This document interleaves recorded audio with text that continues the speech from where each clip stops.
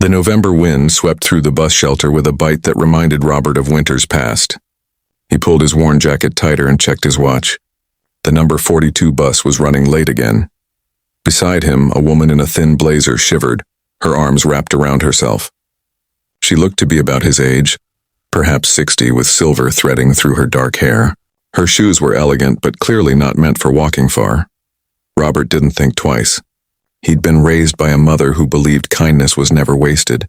"Excuse me," he said gently. "Would you like to borrow my jacket? Just until your bus comes." The woman looked up, surprised. In her eyes he saw something flicker, gratitude perhaps, or maybe just the relief of being seen. "Oh, I couldn't," she began, but another gust of wind made her words shake. "Please," Robert insisted, already shrugging out of his jacket. "I've got a sweater on underneath, and my wife always said I run too warm anyway." He smiled at the memory of Margaret, gone 5 years now but still teaching him how to live. The woman accepted the jacket with trembling hands. "Thank you," she said softly. "I'm Eleanor." "Robert." They stood in comfortable silence for a moment.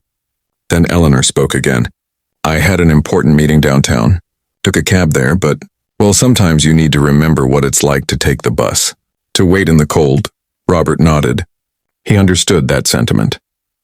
Since retiring from teaching, he'd learned that the most important lessons often came from the smallest moments. "I used to tell my students," he said, "that kindness is like a warm coat. It costs you nothing to share it, and it always comes back to you somehow." Eleanor's eyes brightened. "You were a teacher?" 37 years. High school English.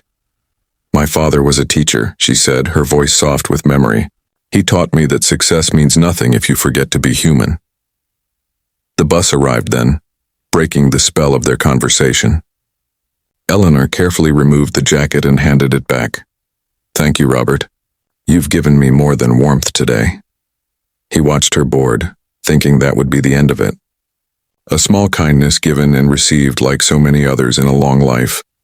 But 3 days later his phone rang. "Mr. Robert Chen?" a professional voice asked. "This is calling from Morrison Industries. Our CEO, Eleanor Morrison, would like to speak with you." Robert's heart skipped. Morrison Industries. The company had just donated $2 million to the city's education foundation. He'd read about it in the paper. Eleanor's warm voice came on the line. "Robert, I hope you don't mind. I did a little research. I learned about your work with the literacy program at the community center. About the students you still tutor even in retirement. It's just what I love to do," Robert said, bewildered. "I know, and I want to help. Morrison Industries would like to fund your program for the next 5 years. Full funding. You'll be able to reach so many more students." Robert sat down, overwhelmed. "Eleanor, I don't know what to say." "You don't need to say anything. You taught me something at that bus stop. You reminded me why I started my company in the first place. Not for profit or prestige, but to make a difference. Sometimes we all need someone to offer us a jacket, and sometimes we need to remember to offer ours."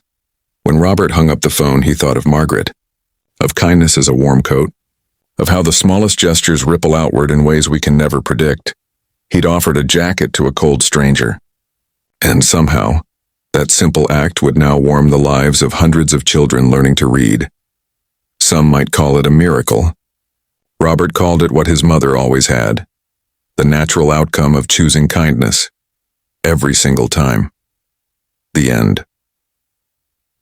Sometimes the greatest changes begin with the smallest acts of humanity.